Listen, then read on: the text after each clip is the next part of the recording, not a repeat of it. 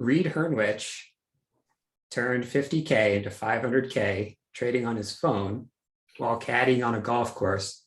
He hasn't eaten dessert in 7 years. Former semi-professional golf player, and his dad was on the Pittsburgh Penguins. So how much of that is true?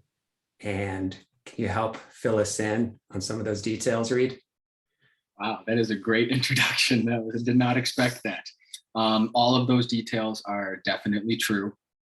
And I would say the 50 to 500 of last year, some of that, maybe half of it was done on the phone and in caddying and all of that. But of course, some of it was done with the screens in the office as well. But that is one topic we can talk about, because I still do trade from the phone, but just not quite as much, because as everybody knows, trading from your phone, it can work for a while, but that one little blip or mistake, even like sending a text message, right? It can be a little bit demeaning rather than having your full screens and data right in front of you. So I will say I made a couple mistakes on my phone while caddying and not being 100% in tune, thinking that I was unbeatable, after so many wins in a row. But that does come back to haunt you sometimes. So there was that. My dad did play for the Pittsburgh Penguins. I've learned a lot from him. So with sports, and sports are directly related to trading, I feel like I'm playing a sport every day when I wake up, which is probably why I love it.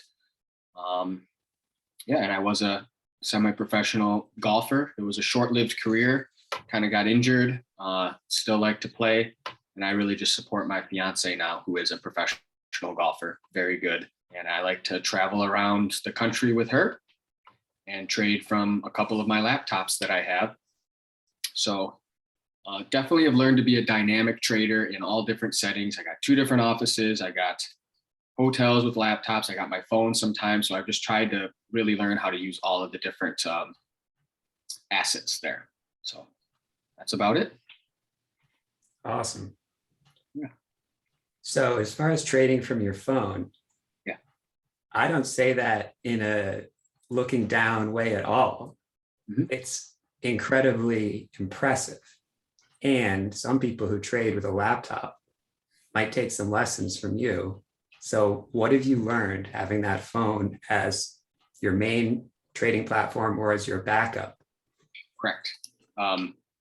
Yes. Phone is a very good transitionary and backup platform. Absolutely. Because especially if you're somebody that is on the go all the time, you can't just spend the entire day sitting in front of the screens, right? So, I have a real estate career too, which I'm, shifting a little bit away from, and I'll have appointments, but while you're driving to appointments and stuff, it's hard to have a laptop and all of that out. So you got to use your phone. But what I will say is that it depends on the broker you have that you can get the proper apps. And also I have my FinViz, my screeners up all on a specific private web page on my Safari so that it's very easy access. My phone is also the biggest phone that you can have, right? So that's important so that when you're doing your orders and stuff that you can still see a screen. And one thing that I really like about using the phone is that when you have a laptop in front of you, it's just so easy to click buttons. I'm a scalp trader, and it's very easy just to execute orders, in and out, in and out. When you have your phone, it's a little bit slower. You have to take all of the information in, looking up the data, the news. So I do less trades when I have the phone. I do less executions and orders, but I'm more patient on my entries. And I always have the mindset of, if I can even just do one good trade off my phone today, it's going to be a good day. That would be a win. And what actually ends up happening is I do more than one trade off my phone. I'm more patient on my entries, and I have larger order sizes rather than putting in 15 small orders like I do sometimes. I'm in and out with a few bigger orders, a few bigger covers, and the trades just seem a little bit cleaner. So I've tried to transition that into my actual trading this year as well, just with the screens and all of that. So that's what I would say I've learned, especially just the patience aspect and how important one individual trade really is, right? And maximizing that one trade rather than being that scalper, which I have been doing 10 plus trades a day. And of course it's profitable and all that, but you make one or two mistakes and you get stuck, you know, there's a lot going on. So that's what I would say. Awesome. Mhm. So I've seen some of your executions. We might trade a similar stock and you come out with a higher entry than a lot of us. So how are you doing it? That's another, yes, how are you doing it? So the number one answer for all of that is discretionary feel of the market and what it's currently giving you. When I have not traded well, I have not felt in tune with the market and the spiking potential of stocks based on specific sectors, time of day, all of that. If you watch the market all day, every day, and if you have for the last 2 weeks and you know you're in the zone and what the market's going to be giving you, it's much easier to anticipate an entry and exit point for a max spiking potential on a stock that I know, versus just popping in every once in a while and feeling confident to, you know, scalp short a low float stock. You know, being in the zone is very important. Excuse me. It's almost like a flow state if you're thinking of it from a psychological perspective. And the other thing is this year, my entries are a lot better than last year. I'm trading a little more than twice. Let's see. Last year, I averaged a little over 12 trades a day. And this year, I'm averaging closer to about 4 to 4.5 trades a day. So that shows you right there. I'm picking many less trades. And then what I'm doing is whenever I feel like it's time to enter a trade, I just kind of put my blinders on and I wait a little bit longer. So what has happened this year is my entries have gotten better on my plays. My win percentage has gotten better, but I'm missing more plays.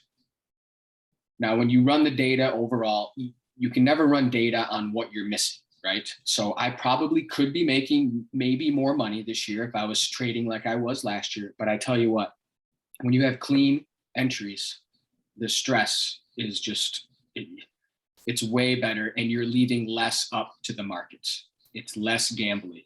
When you have really good entries, it allows you to think clearer on a stock and let it come down. So I'll just give a clear example. I talk about this with David, reverse long all the time. If you have a bad entry, let's say you're a short seller, which I'm short, and it's around VWAP after the stock squeezes you out a little bit. As soon as that stock plays out and comes right back down to VWAP and it starts to crack VWAP a little bit, I'm out for pretty much break even or tiny profits, right? Even if I think that this stock is crap and it's probably going to fall lower. The fact that I got squeezed out and had a bad entry makes me feel like the trade was bad. You get a little bit emotional. You kind of just want to be out of it and move on. And you end up covering for a break even or a tiny win. And then every single time the stock just pukes out and it would have been an amazing win. Every time I have a really good entry, what I do is when it comes down to VWAP and I have a nice win, 4, 5, 6%, I'll cover a third or half of my position. And then I'm able to let the rest play out because I've already locked in profits and I'm looking at the big picture trade. And I'm able to squeeze out an extra 2, 3, 4% on that trade. Nothing has changed about the trade other than the fact that I had a better entry point. When you have better entry points, you see the trade clearer and you don't let your emotions get involved at all. Emotions for me start to get involved when I'm losing on a stock. That's when my emotions get involved. And I go strictly to the mindset of, can I just get out of this thing and move on, right? Even though the stock's still up 30% on the day, it went 60%, it finally came down to my average. I mean, it's got 30% to give back off of crap news. Why am I still not holding it? Well, I just wanted to get out of the trade. So that happens when I'm not patient enough.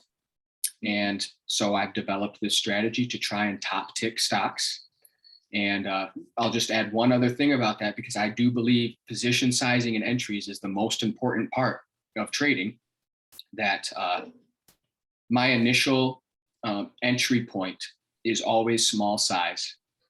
And if it starts to work against me a little bit, I'll add appropriately relative to the market cap and float and news of the stock. You can't group news. That's all discretionary, in my opinion. I mean, how you read news and how you feel the market that day is going to read that news. It's going to be different on different days. So that's where the feel aspect comes in. Now, on your sense, the float and the market cap, we all know based on maybe certain market conditions right now, how we feel a 5 million versus a 20 million float stock is maybe going to move. And a 20 million float off average news at 11 a.m., if it has a 40%, 45% move, it's going to be hard to sustain that move if it's a very quick one as well. So it's easier to get like entry points in there.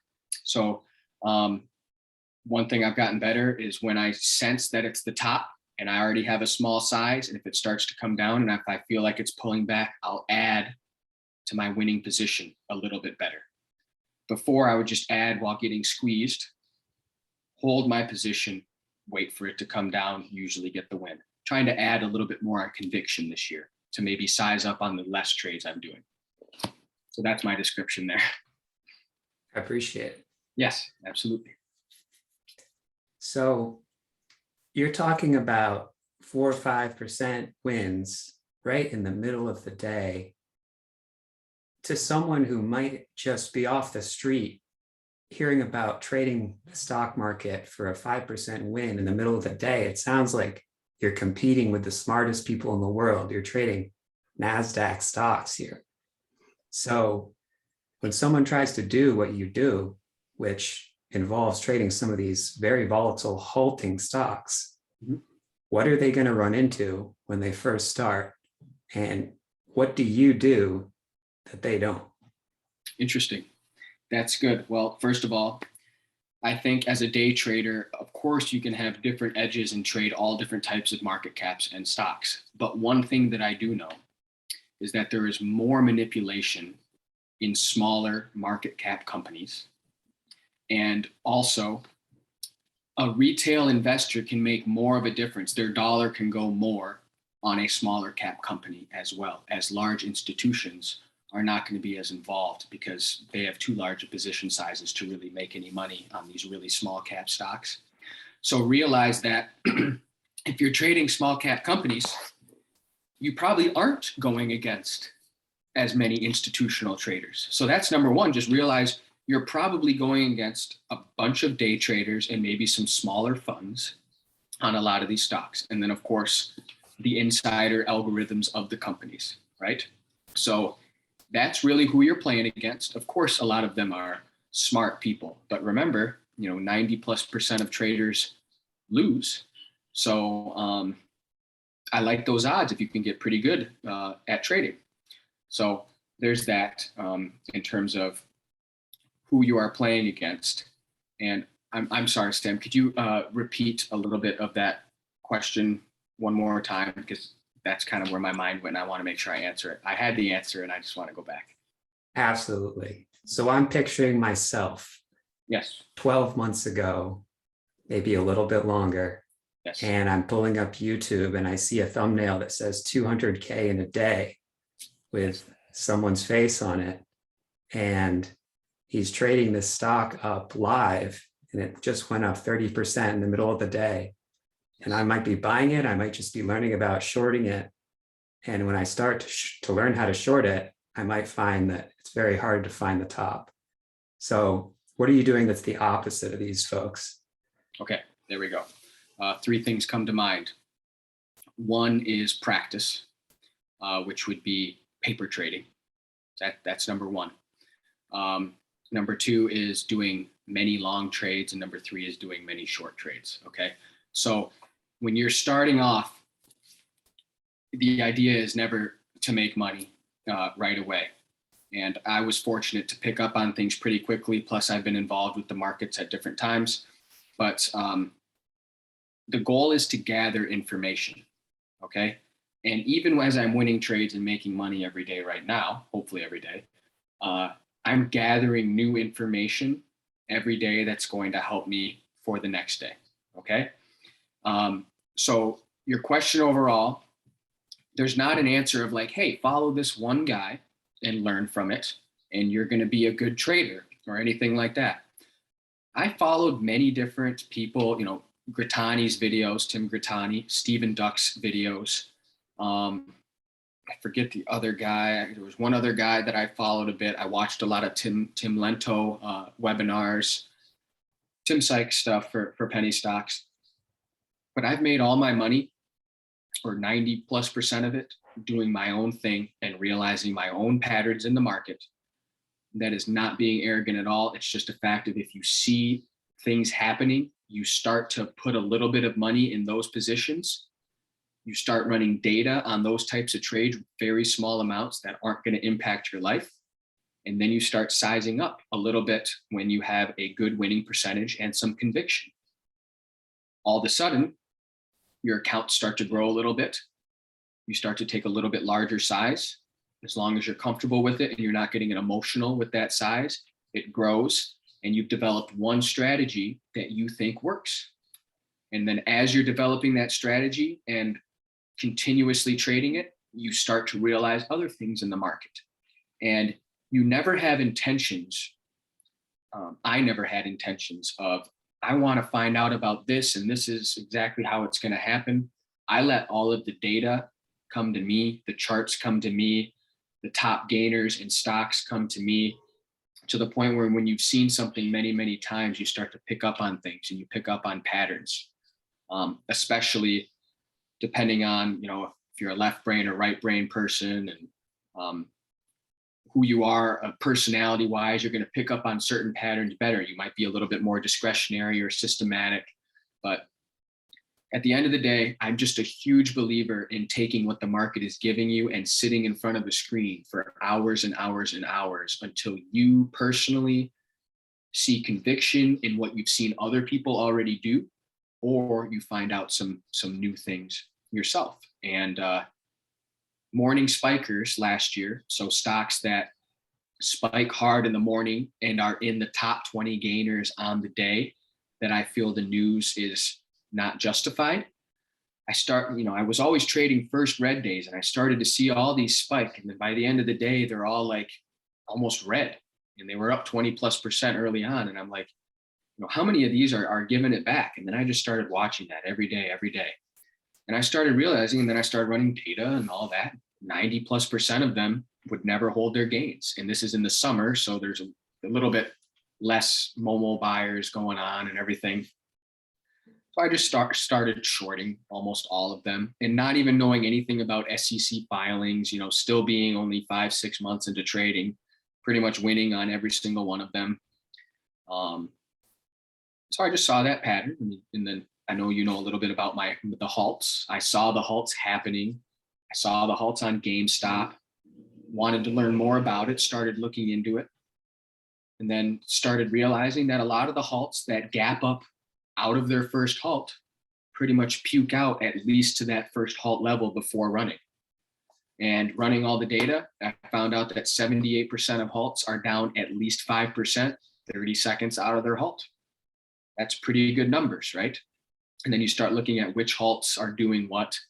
So it's really effort is what it is. Are you willing to sit in front of a screen for hours and hours, not making any money up front at the beginning, but knowing in the future that the data that you're gathering and what you're learning is going to pay off?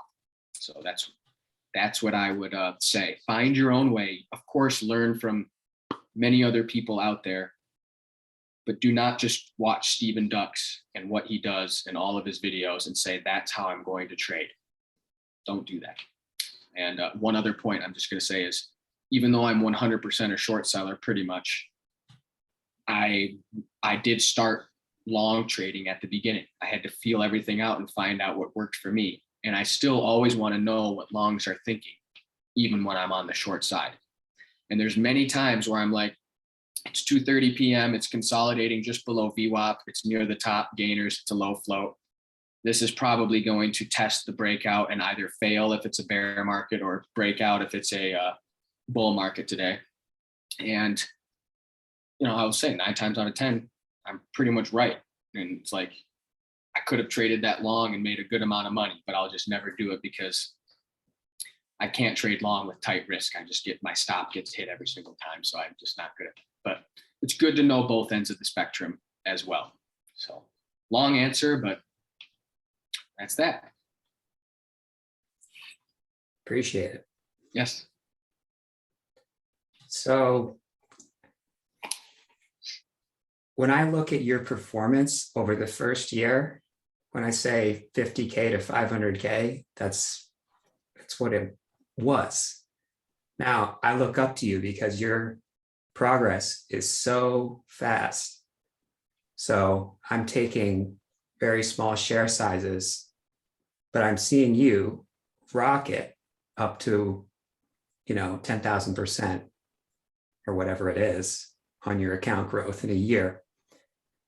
And you had a loss on DWAC that brought you down maybe 150K. Yes. Now, if I had done what you had done, I would now be in your shoes and have learned from it, which would be better than not doing so at all. So what did you learn from that process?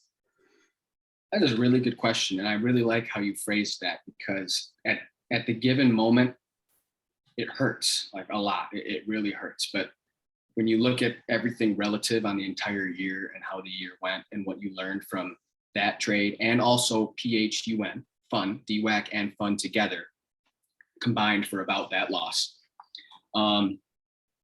you realize some things. And I'll just say a couple things is, this is terrible to say, but on that given first day, I didn't even know what DWAC was. So I didn't know what it was. I didn't do my research on the stock. I didn't even know that it was Trump's new company. And I shorted it because it was up 150% on the day. And I was caddying and I had a loss that morning. And I'm like, this seems pretty safe overall. And then I took my eyes off the phone for about 20 minutes as it squeezed me out. Then it added a little bit, squeezed me a little more. And then before I know it, I'm down that amount. And I'm just like, I'm cutting this and moving on. So that taught me a lot in that 1.5 hours of what I really need to be doing when I'm traveling, also while on the phone, and how every single trade is your baby and you need to focus on every single trade, because it just takes a few trades that can really go against you as a short seller and you can be screwed. Okay. So I did learn that. And then in perspective, I learned a few other things, which was, I have other sources of income too. But what I will say is that as you are trading and you're making that much, I remember I made 165 grand one month, and I had never thought that was possible before or anything like that. And you start to get of course, into a flow state, which is great, but you do start to feel a little bit unbeatable, and it feels so good. And you start thinking about what the future could be 1 year, 2 years from now, if you just continue this. And at the end of the day, to everybody out there, there's a certain amount of money that you need to live and be happy. And there's that amount, and everything on top of that is gravy, and it's amazing, right? But going through the ups and downs and the emotional swings was terrible. And ever since a couple of those, I took some time off, and my size is about a third of what it was. And I'm making a little bit less, but I'm still growing very positive. I haven't posted anything all year on Profitly, but it's been good and positive. So you don't need to have 30, 50, $100,000 swings as a trader. It doesn't, if you're $1,000 in a stock or 100,000 in the stock doesn't know it, and it's the exact same stock. Okay. And it's up to you as a trader to decide the size that you want to put in and how it's going to affect your life and your well-being and all of that. One of the most important things I will say, though, is as you are growing as a trader, you can only I made a specific pact with myself. I can only start to size up more and more if I'm winning and if my account is growing. So the only way to really calculate that is, why don't you just make your average position size a certain percentage of your account size, right? So I had a specific account size, $50,000 that I started with, roughly. I think I started with 37, and then I ended up adding, after making some profits, got to like 55. So roughly around 50. And I said my max position size is 10% of my account size. So I'll never put more than $5,000 into a trade. Hopefully I can do enough trades a day where, as long as I'm winning and making a few percent per trade, I can really grow. All of a sudden, after a month, my account's at 60. So now I can put $6,000 in a trade. Nothing's changed at all. The trades are all the same. I just am putting more money into it. 60 turned into 80. 80 was then 130. Now I'm putting $13,000 in a trade.